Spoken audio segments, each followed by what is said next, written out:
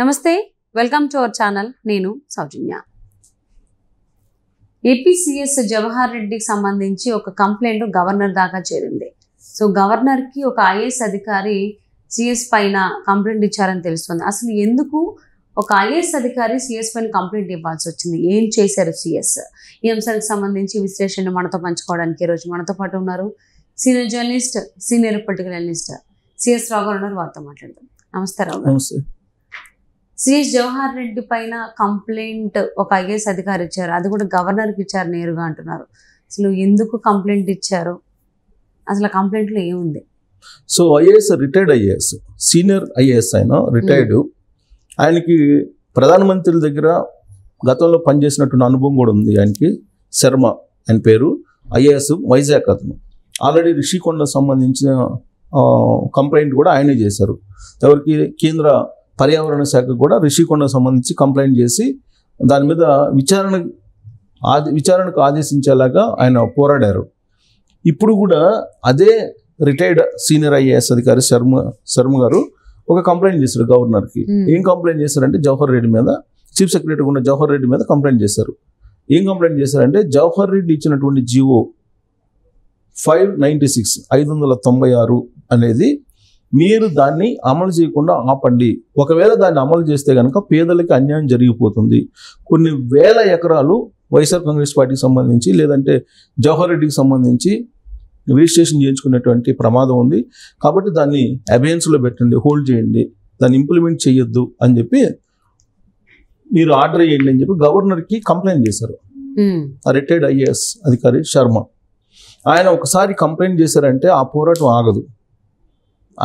ఆయన మొత్తం కెరీర్లో దాదాపు డజన్ల కొద్ది బదిలీలు అయ్యాయి. అంటే ఎంత నికార్స్గా, ఎంత నిక్కచ్చిగా, ఎంత నిజాయితీగా ఆ శర్మ గారు తన విధులను నిర్వహించారు డ్యూటీలో ఉన్నప్పుడు అనేది మనకు అదొక ఉదాహరణగా తీసుకోవచ్చు.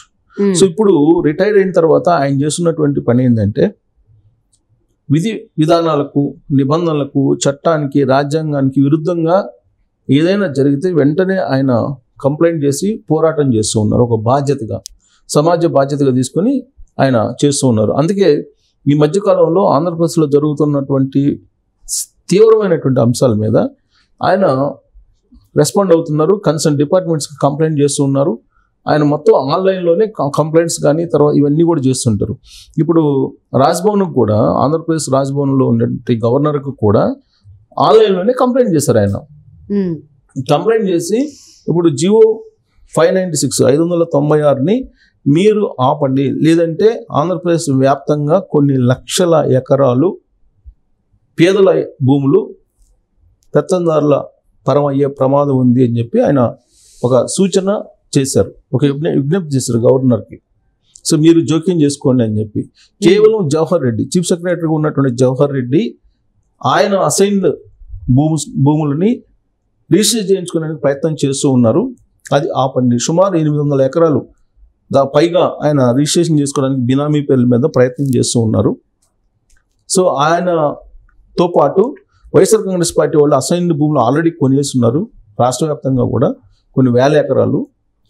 సో ఆ వేల ఎకరాలు రిజిస్ట్రేషన్ కాకుండా ఆపకపోతే చాలా అన్యాయం జరిగిపోతుంది పేదలకి అనేది ఏం చెప్పారు. వాస్తవంగా ఆంధ్రప్రదేశ్లో 25 లక్షల ఎకరాల అసైన్డ్ భూములు కానీ, ఇనాం భూములు కానీ ఉన్నాయి అనేది అనధికారికంగా ఉన్నటువంటి అంచనా. దాంట్లో 4 లక్షల ఎకరాలు ఆల్రెడీ వైఎస్ఆర్ కాంగ్రెస్ పార్టీకి సంబంధించినటువంటి వాళ్ళు లేదా ఈ జవహర్ రెడ్డి లాంటి వాళ్ళు కొంతమంది బినామీ పేరుతోటి భూములు రిజిస్ట్రేషన్ చేసుకోవడానికి పెద్ద ఎత్తున ఆంధ్రప్రదేశ్లో భూముల లూటీ చేసేందుకు ప్రయత్నం చేస్తున్నారు అనేది ఆయన చేస్తున్నటువంటి ఆరోపణ. రిటైర్డ్ సీనియర్ ఐఏఎస్ అధికారి అంటే 4 లక్షల ఎకరాలు దోచుకునేదానికి ప్రయత్నం చేశారని అంటే చూడండి. అంటే 22A కింద ఉండేటువంటి భూములను రిలాక్సేషన్ ఇవ్వడం ద్వారా ఆల్రెడీ 4 లక్షల ఎకరాలకి రిలాక్సేషన్ ఇచ్చారు అని చెప్తూ అంటున్నారు. అంటే 4 లక్షల ఎకరాలను దోచుకునే దానికి రెడీ అయింది. మొత్తం 25 లక్షల ఎకరాలు సుమారుగా ఉంటే దాని కింద 22A కింద దాంట్లో 4 లక్షల ఎకరాలకు రిలాక్సేషన్ ఇచ్చారని చెప్పేసి చెప్తున్నారు. అంటే ఈ భూములు రిజిస్ట్రేషన్ చేసుకోవడానికి మార్గం సుగమం అయింది. ఎవరెవరు చేసుకుంటున్నారు ఏంటి అనేది లిస్ట్ బయట రావాలి. ఇప్పటి వరకు అయితే చీఫ్ సెక్రటరీగా ఉన్నట్టు జవహర్ రెడ్డిది బయటకు వచ్చింది. ఆయన బయట పెట్టింది ఎవరు? జనసేన లీడర్ యాదవ్ వైజాగ్, ఆయన బయట పెట్టారు. ఆయన బయట పెట్టి ప్రెస్ మీట్లు పెడుతున్నారు. ఎవ్రీడే ప్రెస్ మీట్లు పెడుతూ తన దగ్గర ఆధారాలు ఉన్నాయని చెప్తున్నారు. జవహర్ రెడ్డి ఇప్పటి వరకు దాని మీద రెస్పాండ్ కాకపోగా ఇది బయటకు వచ్చిన తర్వాత ఇంకా స్పీడ్గా ఎంత వేగంగా రిజిస్ట్రేషన్ చేయించుకునేదానికి అధికారుల మీద ఒత్తిడి తీసుకొస్తున్నారు. ఈ మధ్యకాలంలో ఆయన వైజాగ్ వెళ్ళారు. అఫీషియల్ టూర్ అని చెప్పి ఆయన దొంగచాటుగా టూర్లు వేసుకొని అక్కడ పోయి అక్కడ ఉన్నటువంటి రిజిస్ట్రార్లని లేదా జిల్లాధికారులని మేనేజ్ చేసి ఇమీడియట్గా రిజిస్ట్రేషన్లు త్వరగా చేసుకునేలాగా ప్రయత్నం చేస్తున్నారు. అంటే ఒక రోజులో ఎన్ని రిజిస్ట్రేషన్లు జరుగుతాయో దానికి మించి 10 రెట్లు రిజిస్ట్రేషన్లు జరిగేలా ఈ చీఫ్ సెక్రటరీ జవహర్ రెడ్డి ప్రయత్నం చేస్తున్నారు. అంటే ప్రభుత్వం మారిపోతుందేమో, ప్రభుత్వం మారే లోపల ఈ రిజిస్ట్రేషన్ చేయించుకోవాలి అనేటువంటి ఒక తాపత్రయం ఆయనలో కనిపిస్తుంది. రాబోయేటువంటి రోజుల్లో ప్రభుత్వం మారితే కనుక ఖచ్చితంగా ఆయన మీద ఎంక్వైరీ చేసేటువంటి అవకాశం ఉంది. గతంలో వాల్పిక్ భూముల విషయంలో కానీ లేదా ఓబులాపురం మైనింగ్ విషయంలో కానీ ఏం జరిగింది అనేది బీపీ ఆచార్య లాంటి ఐఏఎస్ని జైలుకి పంపించేలాగా ఆ రోజున వైఎస్ఆర్ ప్రభుత్వం పనిచేసింది. ఇప్పుడు జగన్మోహన్ రెడ్డి ప్రభుత్వంలో మళ్ళా 1 డజన్ మంది ఐఏఎస్ని జైలుకి పంపించేలాగా కొన్ని దాష్టికాలు జరిగాయి. వాటన్నిటి మీద ఎంక్వైరీ జరిగే అవకాశం ఉంది. ప్రత్యేకించి జవహర్ రెడ్డి వ్యవహారం చాలా వివాదాస్పదమైంది. ఆయన గత కొన్ని రోజులుగా వివాదాస్పదమైనట్టు ఐఏఎస్గా మిగిలాడు. కెరీర్ చివరి రోజుల్లో ఆయన ఇలా బరితెగించి వ్యవహరిస్తున్నాడు అనేది ఆయన మీద వస్తున్నటువంటి ఆరోపణలు. ఆయన రకరకాల తప్పులు చేసుకుంటూ వస్తారు గత 2 నెలల నుంచి కూడా. ఎప్పుడైతే సామాజిక పెన్షన్ని వాళ్ళు పోయి ఇంటికి వెళ్ళి ఇవ్వకుండా చేశారో ఆ రోజు నుంచి అనేకమైన తప్పులు చేసుకుంటూ వస్తూ ఆర్వల్ని వేయటం, ఎలక్షన్లో వైఎస్ఆర్ కాంగ్రెస్ పార్టీకి జగన్మోహన్ రెడ్డికి అనుకూలంగా నిర్ణయాలు తీసుకోవటం దగ్గర నుంచి ఇప్పుడు అసైన్ ల్యాండ్స్ని భారీగా వాళ్ళ అబ్బాయి పేరు పైన, వాళ్ళ కుటుంబ సభ్యుల మీద బినామీ ఇలా కొంతమంది పేరు పైన రిజిస్ట్రేషన్ చేయించుకునేదానికి ఆయన చేస్తున్నటువంటి ప్రయత్నం బహిరంగంగా ప్రజాకోర్టులోకి వెళ్ళిపోయింది.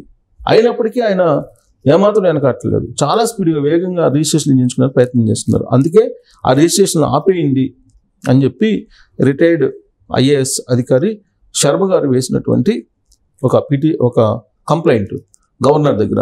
సో గవర్నర్ కూడా రిటైర్డ్ జడ్జి కాబట్టి ఆయన చట్టాలు తెలుసు, నిబంధనలు తెలుసు, ఈ జీవోలు తెలుసు, ఇవన్నీ తెలుసు. కాబట్టి అసైన్డ్ ల్యాండ్స్కి సంబంధించినటువంటి చట్టాలు కూడా ఆయన తెలుసు. కాబట్టి ఖచ్చితంగా ఈ అసైన్ ల్యాండ్స్కి సంబంధించిన రిజిస్ట్రేషన్లు ఏవైతే ఉన్నాయో వాటిని ఆపుతారని చెప్పి గవర్నర్ మీద ఆశలు పెట్టుకున్నారు. ఇప్పుడు ఎలక్షన్ కమిషన్ జోక్యం చేసుకోవట్లేదు జవహర్ రెడ్డి విషయంలో, కేంద్ర ఎన్నికల కమిషన్ జోక్యం చేసుకోవట్లేదు, రాష్ట్ర ఎన్నికల కమిషన్ జోక్యం చేసుకోవట్లేదు. కాబట్టి ఇప్పుడున్నటువంటి పరిస్థితుల్లో చీఫ్ సెక్రటరీని కట్టడి చేయాలంటే ఒక గవర్నర్ మినహా మరొక మార్గం లేదని చెప్పి నిర్ణయించుకున్నటువంటి రిటైర్డ్ సీనియర్ ఐఏఎస్ అధికారి శర్మ గారు గవర్నర్ని ఆశ్రయించారు. సో ఇప్పుడు గవర్నర్ దగ్గర కంప్లైంట్ ఉంది. గవర్నర్ ఆర్డర్స్ ఇస్తే ఆ రిజిస్ట్రేషన్స్ ఆగిపోయే అవకాశం ఉంది. ఏ విధంగా అయితే అంటే జీవో 596ని ఆపేస్తారా? ఇంప్లిమెంటేషన్ ఆపేస్తారు అంతే. సో జీవో అయితే ఇచ్చారు కానీ దాని ఇంప్లిమెంటేషన్ జరిగితే రిజిస్ట్రేషన్ 4 లక్షల ఎకరాలు దోచుకునేటానికి పెద్ద ప్లాన్ వేశారు.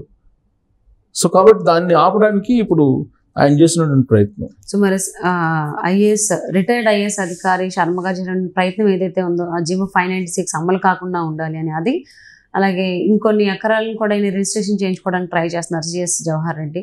సో వాటికి అడ్డుకట్టు వేయాలని కోరారు. మరి దానికి ఏ విధంగా స్పందిస్తారు గవర్నర్ అని చూద్దామండి. థ్యాంక్ యూ సో మచ్ రావు గారు.